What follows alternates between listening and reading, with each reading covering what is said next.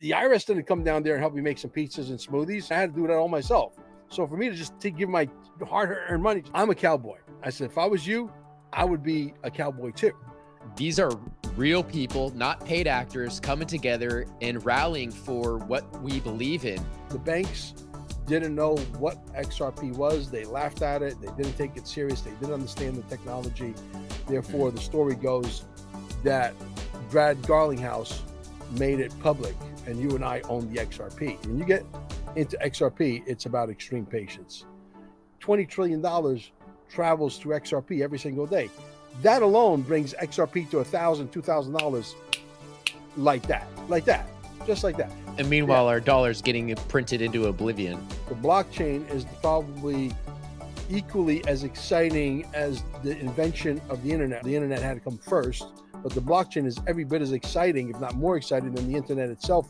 This is God's money. It's been around for 3,000 years. It has been able to be the best hedge against inflation ever. It's got an impeccable track record that no one can argue with. Of course it's going to be money. What else would it be? The computer you and I are talking on right now would not work if it wasn't for gold and silver. What kind of intrinsic value does the US dollar have? Everything's going to change. It's going to change drastically. The normies are going to have a hard time adjusting. Their day is coming to an abrupt end right now.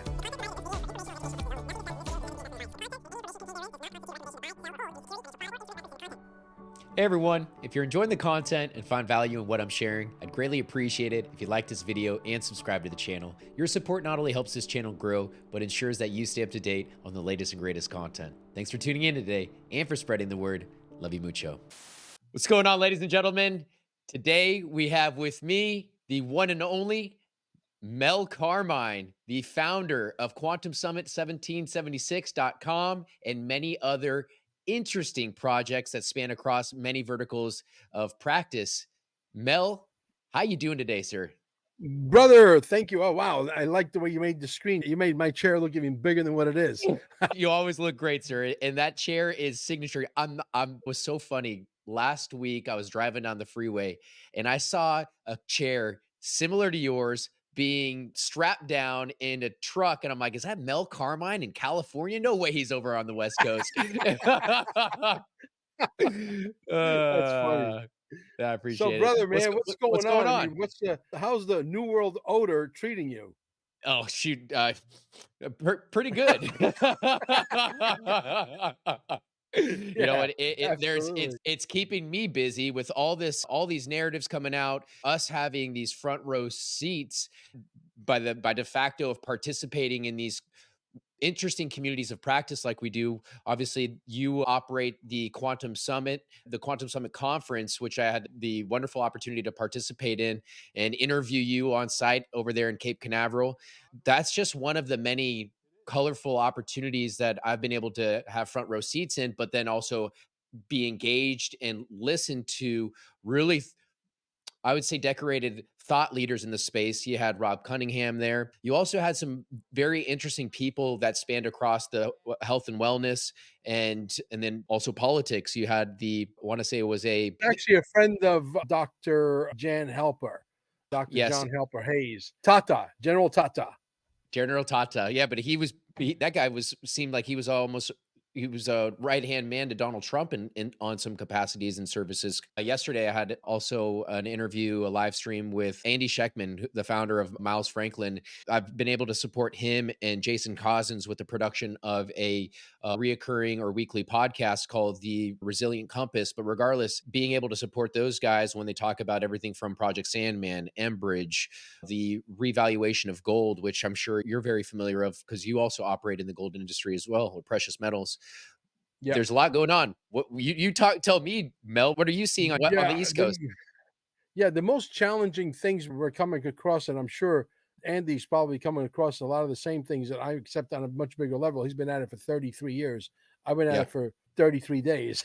But like my YouTube channel here. Yeah, exactly. There's challenges in every business. People think, oh, wow, Mel Carmine is going to make a ton of money in the gold and silver industry. And I do plan on making a couple of pennies. Yeah, it's very competitive. The margins are very small. Anybody that is in this business understands that wholeheartedly. And but the reality is, we have all these people, Ray, that have money sitting in these accounts, and they're still afraid of the boogeyman, meaning the IRS. Say, if I take it out, they're gonna want their piece of flesh, their whatever you call capital gains. Sharks. And that is true in a three-dimensional world that we're gradually leaving, and we're almost out of that world completely, going into this new world that I call Massage's World. That's I focus on learning on what the new world looks like. Now, you talk to some of these people who are still very three-dimensional in their central bank digital currency, and they talk about that at nauseum, even though Donald Trump has said not going to happen, dead on arrival, about Yeah. 82 dozen times now. So I know that this Chinese communist system with a box around your body, where if you don't get along with the bankers, and I'm going to say something that's really profound here in a second, if you allow me, I'm going to segue into something that I don't think I've ever said on any channel, except I said it yesterday on Nino Rodriguez, which if you guys haven't seen that show, it's off the Richter scale. You got to go watch that. Nino is all Nino and I, when we get together, it's like capturing lightning in a bottle, and then you throw a little gasoline on it. You explode the bottle, right? What'd you guys talk about? Everything, bro. Everything. Even him coming to the next quantum summit, which is probably a likelihood. Awesome. So you got all these people that have all this money sitting in these big accounts, millions of dollars, literally. I'm sitting on 28, $30 million conservatively. And I'm being very conservative. All these different people, 5 million, 2 million, 3 million, 7 million, whatever. And they can't give me the money, because if they give me the money, they have to pay capital gains tax. At least that's what they're saying. What I said, I called one of these people today. She's worth 1.7 million. Her sister's worth, this is just in stocks. Okay. Her sister's got like $8.2 million sitting in the stock market. And they know that the stock market's about to take a shit. Yep. So what happened was, I said, look, I'm not giving you financial advice. I said, I'm a cowboy. This is how I move. I got audited years ago. I had a small company on the beach, South Beach. The name of the company was a Wild Thing Incorporated, INC. It was an LLC. This wasn't the pizza parlor. But no, this was a beach concession. I had a 500 share operation. I was selling umbrellas, renting umbrellas and chairs on South Beach between 21st and 22nd Street on Collins. That was Mel's Beach. And I had a trailer selling smoothies, beer, pizza. I was making money. And I just didn't pay anybody. I don't believe in. Listen, the IRS didn't come down there and help me make some pizzas and smoothies. You know what I mean? I had to do that all myself. So for me to just give my hard-earned money, just hand it over, you're not going to get that easily from Mel Carmine. I'm going to tell you that right now. And I say that publicly because I'm not afraid of the boogeyman. I'm fearless. Yeah, understand? And I'm having a conversation with this lady this morning, just this morning. I said, look, I'm not giving you financial advice. What I'm giving you is this. I'm a cowboy. I said, if I was you, I would be a cowboy too. I would say, listen, the chances of them SWAT teaming you is probably 5 to 6%. Speak of the cowboy here. What are your thoughts on his perspective on Bitcoin, and even Kamala's recent? She came out with her recent interview yesterday on CNN where they asked some pressing questions. It's about time, because when I was just watching the interview between Kamala and the CNN rep, she's talking about taxing the wealthy. She's the ultra wealthy, considerable amount of capital gains, unrealized as well. So you would be paying on, let's just say if XRP went up from what it is today to $5 and then came right back down, you could potentially be paying taxes, if unrealized, on that $5, regardless if you're back in the red. Just doesn't make sense. And I don't think it's gonna fly. Also, what I thought was her comment about, she said, "Oh, the past president, which they're still in power here, has created this separation between the right and left that we've never seen before. This ideology that is very divisive." If you were to look at the rallies around Trump rallies, these are real people, not paid actors, coming together and rallying for what we believe in. And I'm wearing my Val Hill Capital hat, but I should be wearing my MAGA right now. And matter of fact, I might as well. But you know what? Let me go do that too. I just got one in the mail, and not a MAGA hat. It's a very original hat. I'm gonna go get mine. You go get your MAGA hat.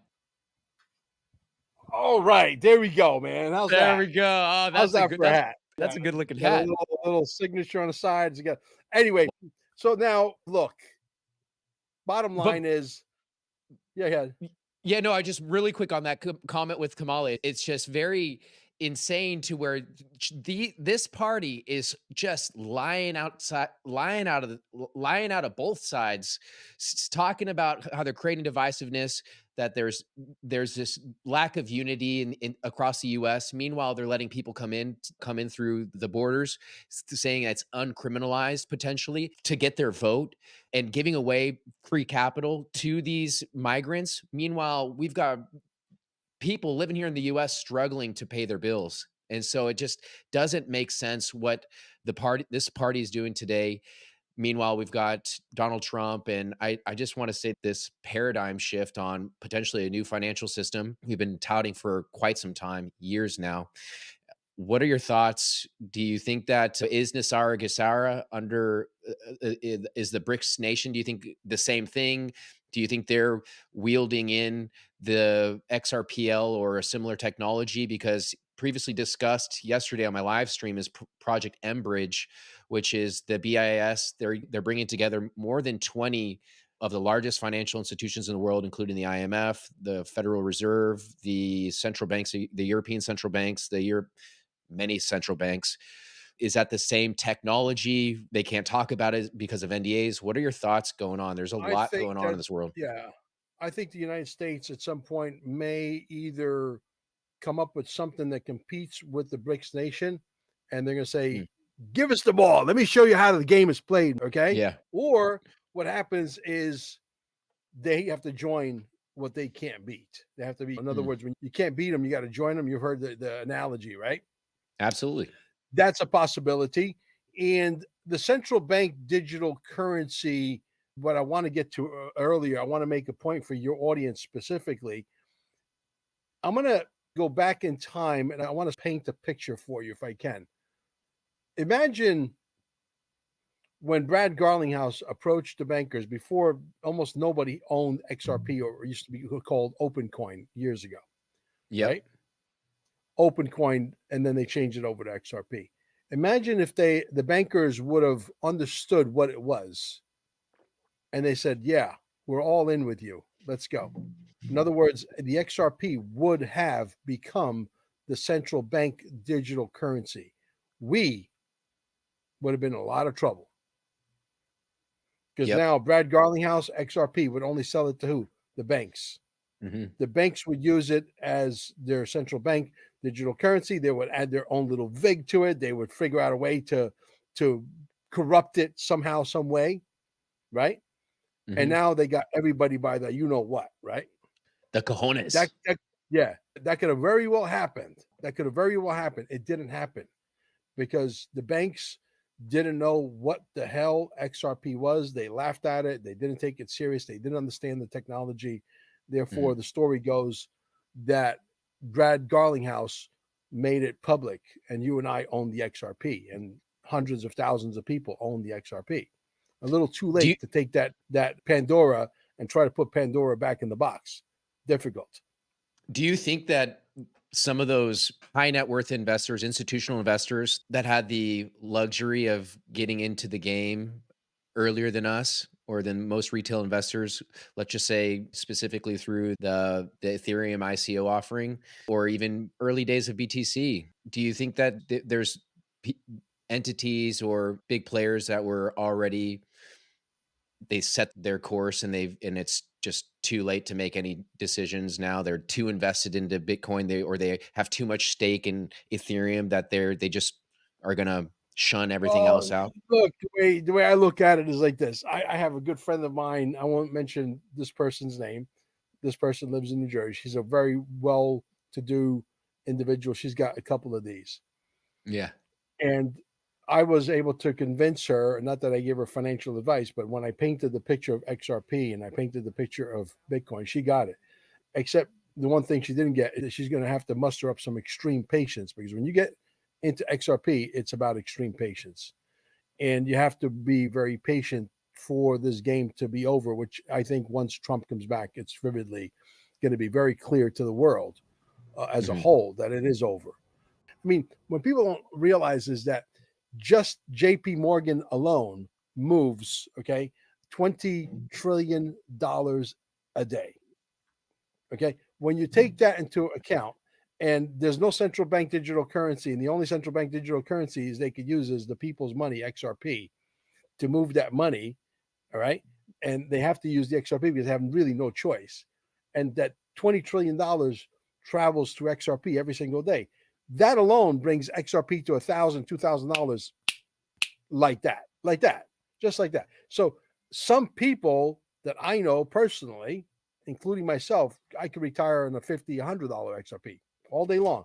I won't be able to get the private jet and the 179-meter trimaran with a staff of 46 people on there. None of that. All that stuff goes away. But I'll still be able to live a very comfortable life. I'll be multimillionaire many times over. Yeah. So Well, there's gonna be a lot of people that will leave the XRP, is what I'm trying to say, at 20, 30, 40, $50 because they don't understand the big picture. They don't understand the end game, right? When yep. they understand what the end game is, even though some of these people may make as much as 50, 60, 70 million dollars because they sold it at $20, and that's nothing to scoff at. Okay, that's a tremendous amount of money. Somebody bought something for very little, and now they maybe spent, say, 50,000 or $100,000 on a token, and now they're worth 60 million, $70 million. That's a lot of money. You could do you could weather the storm, and you could handle inflation even if they go up another 300% from now, right? You're okay. But Incredible. when they realize, if I would have only sold 10% and lived on a budget on $7 million, right, and let the rest of it ride, now you got all your money back, plus you made a tremendous profit even at $7 million. Because let's say you put in 100,000, you got 70 million if you take it all out. You get 7 million if you only take out 10%, but you let the rest of it ride, and that other 65 million that you would have taken out with that, right, now rides to, billions. That's the smart money, I think. Long-term play, right? Now, people will do that. Not everybody understands the world we are graduating into, that I constantly harp on for a reason, because I'm already forgotten about the three-dimensional world. I'm forgetting about the world where they want to charge you income tax, property tax, tax on your coffee, tax on your gasoline, tax on your booze if you drink or smoke. You go through a toll, that's a tax. You got to pay for your license, that's a tax. You got to pay for your insurance, that's a tax. You got to pay for your registration, that's a tax. You're being taxed to death. You get it? And So, yeah, meanwhile, our dollar's getting printed into oblivion. exactly. So now you have a situation. Now you have a situation where people are starting to get the fact he's right. We're paying 70, 72, 75 cents on every dollar we make. Yeah, because you're being taxed on 500 things you bought this month. Okay. You're being taxed on everything you touch. You can't move left or right. Someone's got the hand in your pocket. These people are now starting to come to their senses, and it's about time. But before, until people like you and me would point this stuff out, they were completely asleep. They're like, don't make any waves, Mel. Leave everything status quo. We're okay. We're good. We're okay if the cops give us a speeding ticket and a parking ticket. You might be okay with it, but Mel Carmine isn't. Why is this country in such trouble? This is the question nobody asked. Because the rich people found every loophole there is to find. And these are rich people that are maybe unknowns. They're not like on a level of a Donald Trump, on a level. And Donald Trump is taking advantage of the tax system. He's taking advantage of every loophole available to him. And he has legally, not illegally, but legally cheated the system, legally. And I love that about him. And people like Elon Musk and Jeff Bezos, these guys pay less taxes than a college English professor. You think Nancy You Pelosi know pays why? tax? Yeah, no, of course not. They're all exempt to the laws that they make for you. The country's in trouble because you got a government that's overbloated in size, number one. You got a government that needs to go away by 95%. You got all these people making $300,000, $400,000, $500,000 a year salaries. And I hate to tell you, some of them, Ray, don't even go to work. There's an office with a fax machine, with computers, with telephones, that nobody reports to work. And we, as the taxpayers, are paying for that. Wow. You think with all the technology we have that we can streamline everything and make everything very organized, you think we need hundreds of thousands of people working in the US government That's or millions? an interesting point, and check this out. Think about this, Mel, and I'm not here to Mhm, shift gears here or sell any of my services, but what mhm. we're working on, this hasn't even been released to the general public yet. But if you think about it, if you could tie your business and every transaction directly to the XRP ledger or a blockchain, and then that blockchain, which is a ledger, an accounting mechanism, then you've bypassed the need of having to print the receipt, having to maintain and put manually put those transactions on a centralized or a CSV file, upload them over to your tax representative, and do all those steps. What if all of that was just being baked in right to a ledger and being instantly accounted for through the products and services that were tied in through what I have on the screen right now is my website? And if individuals wanted to potentially pay for my marketing services and that transaction was immediately tied to the XRP ledger, you're bypassing so many intermediaries and steps that you might not need a TurboTax or some type of intermediary processing those accounting steps. I'm sure you will at some capacity on a consultative services, but if everything was just automated and accounted for instantaneously, then we might be in a whole new system, accounting system that we've not even thought about. What are your thoughts?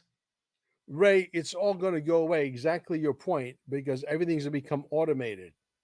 Everything's gonna become so easy, so simple. The blockchain is probably equally as exciting as the invention of the internet. Obviously, the a blockchain could not exist without the internet, so the internet had to come first. But the blockchain is every bit as exciting, if not more exciting, than the internet itself. Why? Because it's going to streamline everything. It's going to organize everything. Why do you think? Why do you think they don't want, for example, this blockchain? The politicians. How many times you've seen people on the floor of Congress? They say we need to outlaw Bitcoin. We need to outlaw the blockchain because their Ponzi scheme is over. It's over. We could do voting in the comfort of our own living room or bedroom, and we could vote on a device while we're sitting on a toilet and vote Mm. for whoever you want. And within minutes, you're going to have an accurate count of who the party that got in with a margin of error of zero. You feeling me? And they don't want a system that we are going to stop being screwed. They want a system that they can continue to screw us until the end of time. And their day is coming to an abrupt end right now. I love to hear that, Mel. And it's great to be in the trenches fighting alongside you and working with talented professionals, not just in the financial industry, but in the developer community and being a conduit that brings them both together. And it's really exciting and a lot of fun. Well, what say you, sir? I know that you had a successful quantum summit in Cape Canaveral. I believe you're working on your second conference, and that's going to be even bigger than the last. Much. Can you talk about what you're working on? Absolutely. Yeah. We are, I have to walk on eggshells with this contract, and I got to be able to make all the right decisions because I don't, at my age, you don't have the luxury of making a mistake, number one.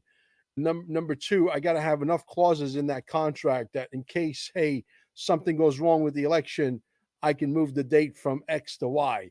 If there's something goes wrong and there's a war, I could get my money back, and all the people who bought a room from you guys are going to get their money back.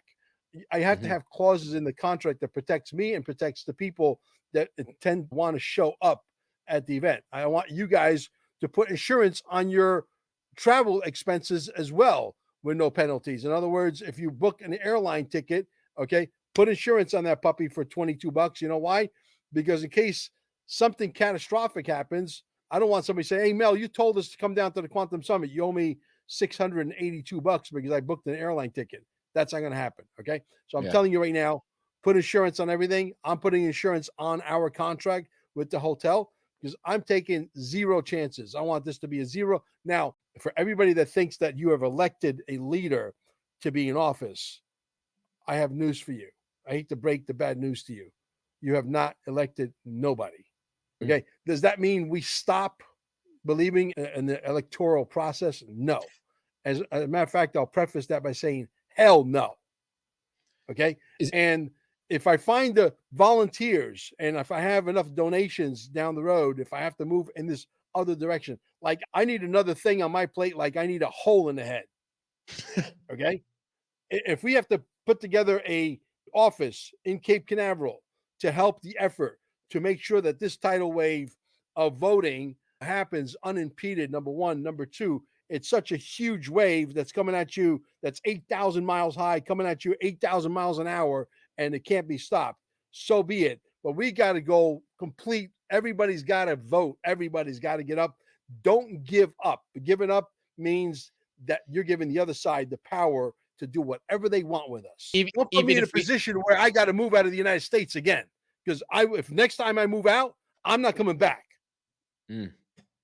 Let's talk about that. You did move to Costa Rica. You're back now. What influenced the move and the return? I was next in line to get my machines at stayingalive.com, which we're completely, totally revamping the website here soon. When you were living in Costa Rica, you were working at or managing a telecommunications center, or I believe. Telemarketing. Yeah, we had a bunch of telemarketing companies. Yeah, sure. Yeah, we had a bunch of telemarketing companies that worked for us, Amber and I. If anybody's ever called any of you guys out there and tried to convince you that you should change your electric company or your gas company or both over to what our service would typically, we would offer them like 10-15% off for 90 days. That was like the hook to get them to switch over. And then we would make, let's say, for example, we would get that contract from the ESCO, which stands for Energy Service Company, for maybe say $100 per switch for gas and $100 for electric. Depending on the capacity or the capability of the call center, we would pay them accordingly. And so let's say we would sell that contract, for argument's sake, at $60 for gas and $60 for electric for every customer that was converted over legally. Amber and I would be sitting on the beach making $80 on gas and electric for every customer converted while we're hanging out playing with the monkeys in Costa Rica. Awesome. And we were killing it.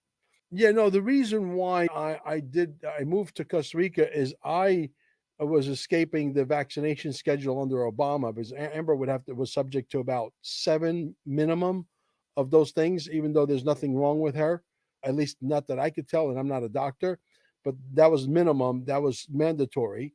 And so we moved there because of that, because we're not into that stuff. Yeah. So we moved there to escape that. That's the primary reason, because all of our call centers, most of them were all in the United States. Very few. They are in the US. I had a few call centers down in Venezuela.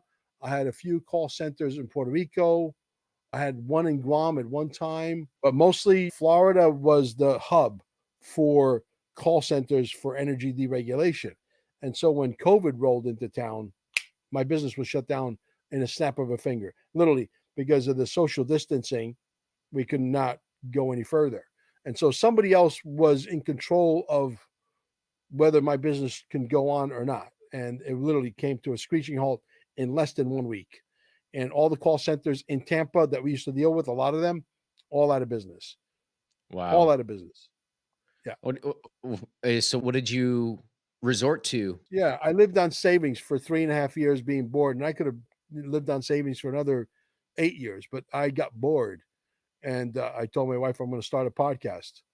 We were just starting to dabble with the XRP, and we had taken $6,000 worth of silver. We had sold it and we bought a bunch of tokens. We were new to the game, but we had turned that 6,000 into a significant amount of money. And I'm saying this is a lot better than silver. And so that's what got us into the digital asset game. Yeah. And this is like 9. Yeah. Yeah. So seeing those types of gains. Long time ago.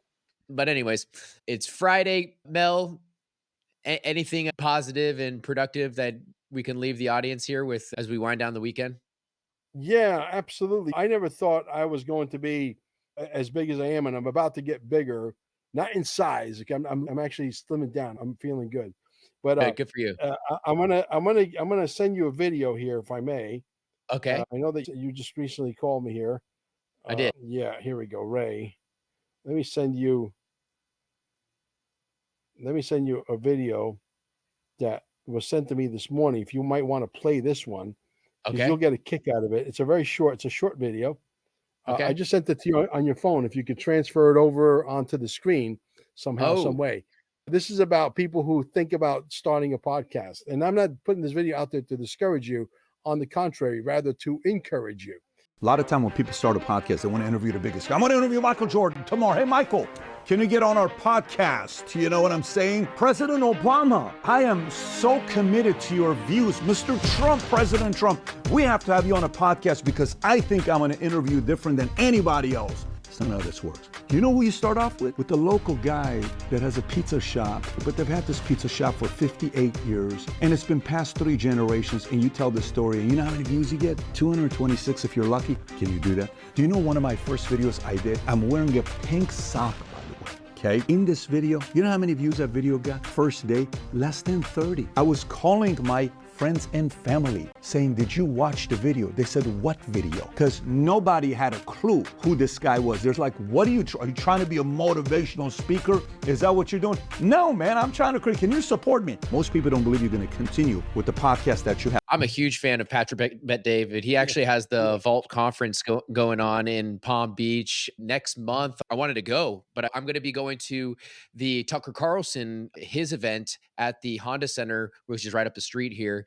And he's going to have Vivek speak as well. So I got floor seats to be present and hopefully collect some good content. But if I were to go to the Vault, I would need to fly the next day.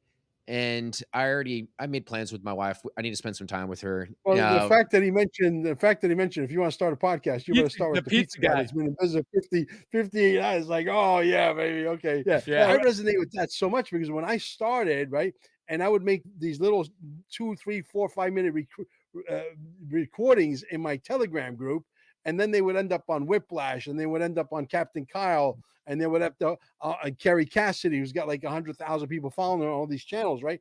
And I would have hundreds of people every day joining my channel. I'm like, where are these people coming from? I didn't know, because I'm technically challenged like most people my age, right? I didn't know that there was a little link at the top of the audio that they could click that and come join my channel. And so I talked to my friend Sandra. I said, Sandra, where are these people coming from? She goes, Mel, you don't understand this. She goes, your audios are resonating with people, how you're connecting the dots and the breadcrumbs, and people are coming. Your audios are ending up on channels with like hundreds of thousands of people. So those people can have the option to click in on the link and coming over. That's how I started to blow up on Telegram. The reason why I resonate with that is because I didn't know what the F I was doing, right? So I was friendly with some people inside my rooms, inside my Telegram groups, like my friend Darren and Gina over in Oregon, my friend Frank Mancini, Razor in Arizona, all these people. And I would just basically send them a message out. Hey, you guys want to be on a podcast with me tonight? I'm brand new. Don't know what the F it is I'm doing. I'm messing it up big time. I said, yeah, sure, no problem. But that's how I got started. That's how I got the marbles out of my mouth. Do I still interrupt people? All the time. Do I still mess it up? All the time. But you know what? If you're being yourself and you're having fun with it, people can sense that. If you're trying to act like somebody you're not, people are going to say, get the hell out of here with this bozo, ex-pizza guy wannabe podcaster. What is wrong with you? So that's, to me, stuff like that resonate. Yeah, no, that's a beautiful story, and I appreciate that. Those words coming from Patrick Bet-David. Him and I are very similar as well. He's was in the insurance game. Now he's got his own podcast. He's an entrepreneur. He's a family man. I love this. I would love to be this guy when I get older. I think you will. I think you can, because you're more even tempo. I'm more like, I'm not polished. Look. Do I believe that one day you're going to turn on the channel and I'm going to be on Patrick Bet-David? Absolutely. Do I believe that one day Donald Trump is going to be sitting across from me and the pizza guy, the ex-pizzeria impresario? There's a big difference between being a pizza man and being a pizzeria impresario with 9 pizza shops at one point. Not all at the same time, but you know what I'm saying? Sitting across from me where I can ask him questions, because I ask the questions because I live in the minds of the people. You see what I'm saying? I ask the questions the people, the real people, the patriots want to ask. But because a lot of them who are more talented than me don't want to get one of these, and they're afraid of the camera, and they'll never know. Because you know what? This can grow on you. If you don't believe me, ask Larry Ballard. We want soldiers on the battlefield. We're in a war. And we have if I try to hold back a Larry Ballard, we don't win the war. I want as many soldiers out there on the battlefield as possible. Okay. Larry's being picked up by, and we know, LT. I mean, for those in the audience, there's Larry Ballard right here. I was fortunate to interview him at your conference, the Quantum Summit in Cape Canaveral. Yeah, thank you, sir. Absolutely. Yeah, absolutely. And he's going to blow up. He's been on, I got him on Nino Rodriguez. I said, you want to be on Nino Rodriguez? He goes, yeah. I said, Nino, can you get Larry on? He's really good. I said, he's probably as good as Bo Pony. Really? Mel, I trust you. He goes, bring him on. Let's go. Yeah. So he gets on the phone. He gets on the phone with Nino. Boom. 2 minutes. I'm not going to hold you back. Well, can I ask you, you brought up whiplash because I interviewed actually another gentleman when I was at the Quantum Summit. His name was Charlie, I believe, but he brought up the fact that he brought up whiplash and engaging in those very same Telegram group chats that you had mentioned in the past. And I believe he, in this very specific interview, he mentioned that he believes whiplash was JFK Jr., excuse me. You even at the Quantum Summit had the gentleman with his boots crossed that everyone thought that he was JFK as well, Jr. Oh, you're talking about 107 who and didn't show up, but he's going to be coming to the next one.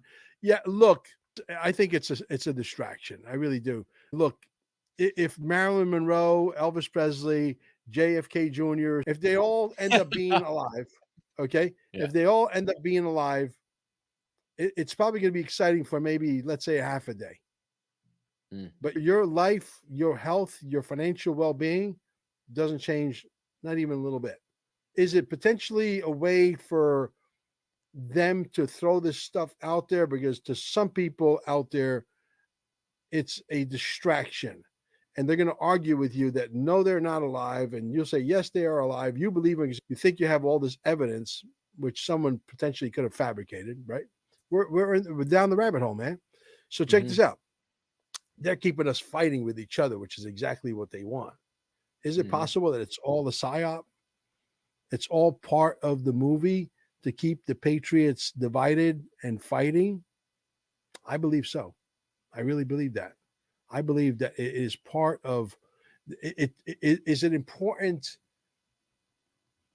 I hope that they're alive for their own sake and their families, and then maybe they come out, and maybe the people who believe that they are, it proves them right. But in the bigger scope of things, it's meaningless. Yeah. I completely agree. And I'm speaking from experience. It's disheartening and it's sad. I don't want to call anybody out because I love them too much. No, I hear you. Listen, like I said, look, I could really right now embarrass a few people if I wanted to. For example, I could just say, you know what? You guys said that Donald Trump was going to choose JFK Jr. as the running mate for presidency. And who is it? Is it Vance or is it JFK Jr. in a mask? We can get into an argument about that. I've heard that a million times, right? Because supposedly Jay Vance is 5 feet 7 inches tall, the real one. And this one happens to be 6'3", which is right in line with JFK Jr. Wow. No distractions on this channel, Mel. No distractions. So you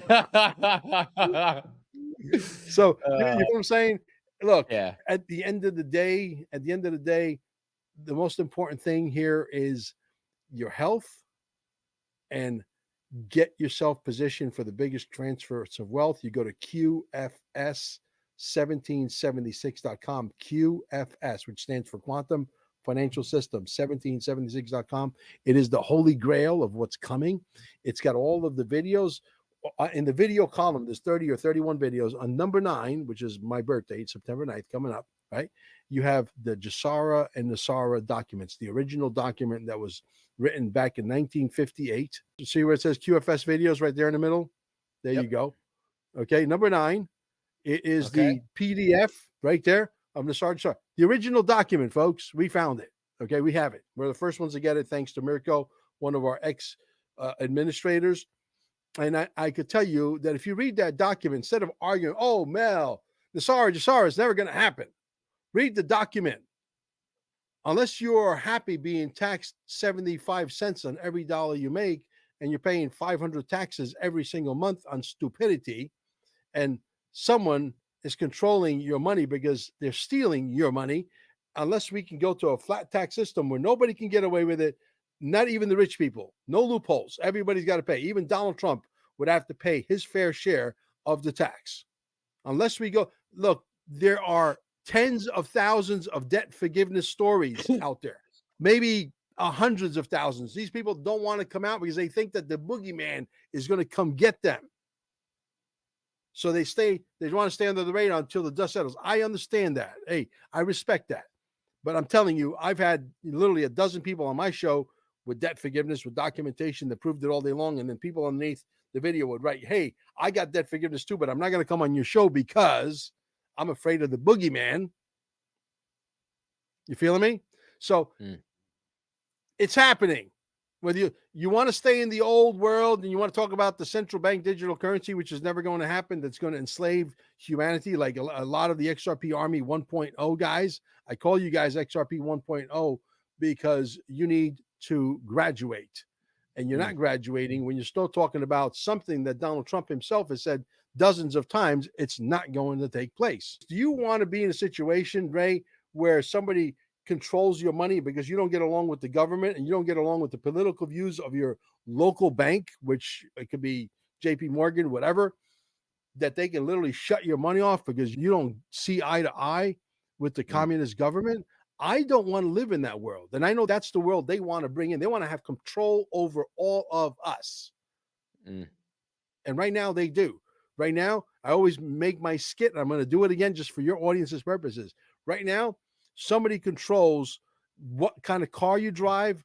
They control that you drive an extension of a Model T Ford. They control that you're on 4 rubber tires, just like the Model T Ford. Yeah, you got leather seats and you got vibrating seats and you got heated seats and you got whatever. It's still a Model T Ford extension technology because it's got 4 rubber tires.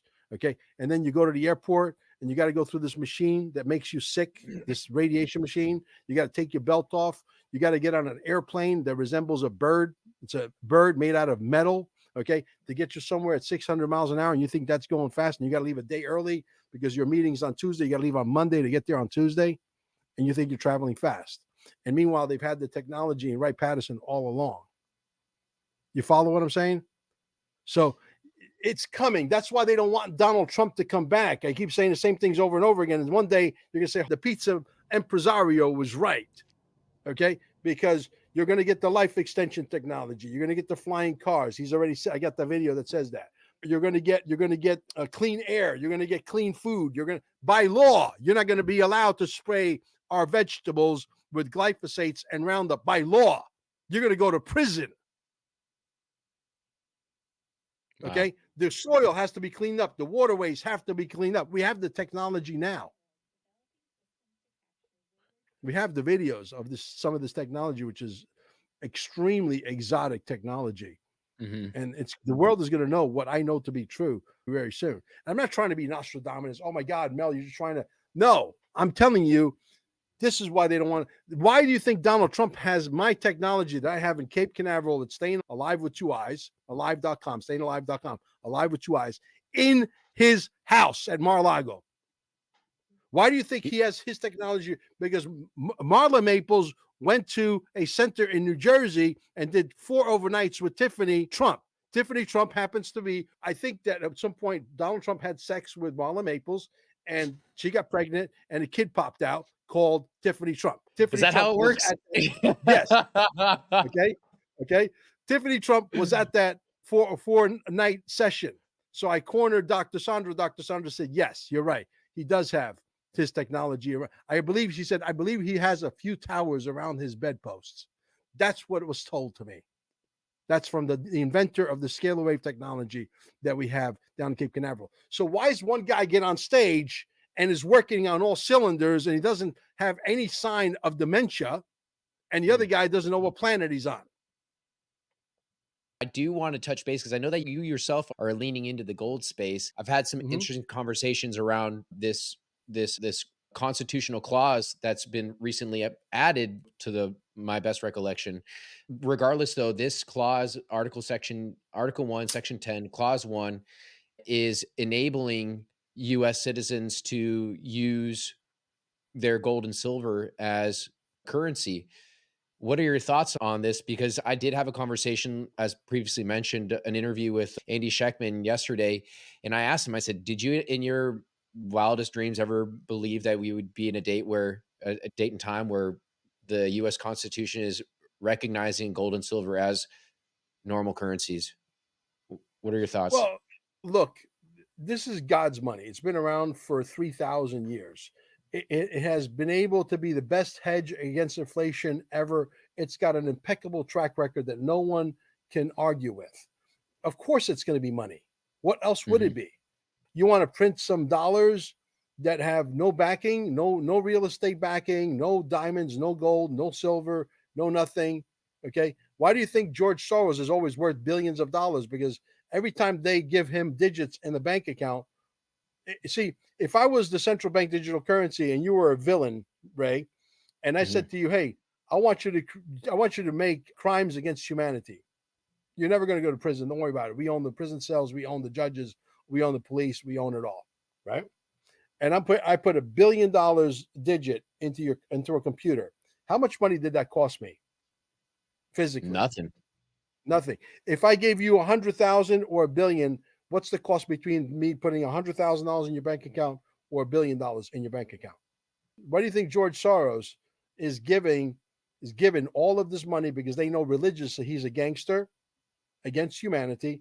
He will go and spend the money to F with us because he knows that as soon as he's a good old little soldier, that somebody's going to replenish that money back in his account. Who replenished Donald Trump's money? Did they pay him in gold and silver? Say, hey, listen, by the way, did you hear about this, that the gold and silver is now redeemable money? Let me give you some gold and silver for your efforts for trying to run for president for the entire country and trying to get this planet back on track. Nobody did that, did they? No. Of course it's money. It's got intrinsic value.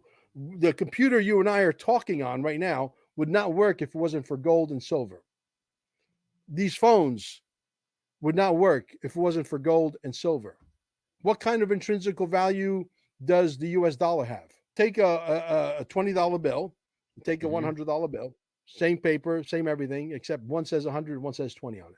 Same amount of ink, same exact paper, different design, but about the same amount of ink and effort goes into building a $100 bill than it goes to building a $20 bill. It's monopoly money. Exactly. It served a purpose. The banknotes served a purpose. Instead of early in the 1800s, 1900s, lugging around all your gold coins and precious metals to, walk around with a little wad of banknotes, which held value and represented the value, the hard assets that were backed by. Now today, for every $1 in the bank, the banks have printed out and loaned out 10 to 1 or even greater. It's a trickle down effect. It just keeps going. And as you mentioned, monopoly money. I think we're moving into times where we need to have that sound money, the confidence that's backing those units of account that are in our wallet or in our bank account. And I think going digital is the answer. Now, do you sell silver and gold for Miles Franklin? No, I do not. No. I just happened We to just interviewed him. Yeah, just interviewed him and I was interested in getting to know him better, just like I'm chatting with you right now. Yeah. He's a good guy. He was at XRP Las Vegas. Did you happen to meet him when you were there? I did. He's a really cool guy. Him and his wife are wonderful people. Look, there's $900 quadrillion in bank accounts, literally sitting in bank accounts, dormant right now. Okay, because everything's about to come crashing on down. Everybody knows this. Anybody that knows a little bit about gold and silver knows one thing for sure: they got to move it into gold and silver fast. You think there's going to be some type of revaluation of gold post the once? No question about it. No question about it. Yeah. What are your thoughts on Glint? They're out of the UK. I advise for them as well. Curious on your thoughts of the digitization of gold and being able to use that value and spend it using a MasterCard at any location that accepts MasterCards. What do you think that this is the next evolution of being able to fractionalize your holdings of gold and utilize it in a way that hasn't been done so before? This is the first step to holding your gold and silver on the blockchain. I think this is the very first rudimentary system, if you will, that exists right now where you could keep your gold on this is basically a blockchain, correct? This MasterCard, No, Visa card. Jason has confirmed on stage at the XRP Las Vegas that they have on their roadmap the integrations onto the XRP ledger. So to your point, they are a tech-enabled platform, but they haven't come out and officially said that are leveraging any type of blockchain. Similar to how even Linked, my former employer, has mentioned that they want to tokenize the securities that are on their platform. I think that's just where the evolution of these platforms will end up, but nothing has been set in stone that they're blockchain dependent. And going back to the comment of why I've even brought up my former employer, Linked, I was out in Portugal at an investor conference hosted by Linked, actually, and the CEO had presented virtually while everyone's there at the location physically. He chimed in, Bill Saris, and the very first slide, or one of the very first slides of during his presentation, was, "We're Linked and we're building on the XRPL." And I was, boom, right in front of everyone's face. That was a very interesting slide to be presented to some high net worth investors that were in tune with where the market was going and the offerings on Linked platform and the direction of the technology. And so I thought it was, yeah. So again, to your point, this is just where the market's going, and a platform like Glint is just a shining example of that. But they haven't come out and said that they're leveraging DLT or anything like that. So, yeah, everything's going to change. It's going to change drastically. The normies are going to have a hard time adjusting. It's their problem, not mine, because all the information that's available to you and me is available to them right now. They're refusing to believe it. They're refusing to look at it. They're accepting that the third world, this three-dimensional world, is never going to go away. And that's fine, because I'm going to tell you right now, some of this is going to literally self-combust and explode, fall to the ground. I'm serious. I don't see a lot of these people surviving. They just don't want to get it. It takes too much horsepower to really understand the world that we're moving into. And I get that. And I have a lot of horsepower. I'm like a 16-cylinder engine on steroids. You and me both, Mel. I think we're blessed, yeah. blessed or cursed with all this energy, man. Yeah, exactly. Well, hey, brother, I got another call coming up in about 3 minutes. Awesome, Mel. Hey, great to see you. Have a great weekend, sir. Appreciate you. Thank you for your time. Love you. Thank you. See you. Bye-bye. Bye-bye.